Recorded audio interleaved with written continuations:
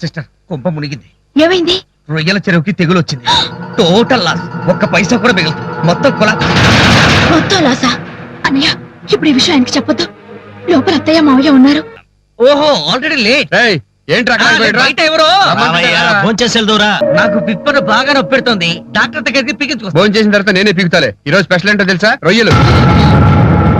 రొయ్యల మంచర్లోనా? మన చెరువులోనా 2 feet ఉంటాయి. ఇవేంటి టుమ్రీలు? అవును. కృష్ణ సుబ్బారావు కబురు చేశాడు. 10వ తారీఖున కూతురు పెళ్లి పెట్టుకున్నట్ట, డబ్బు కావాలంటున్నాడు. నేను 8 కల్లా సర్దేస్తానని చెప్పాను.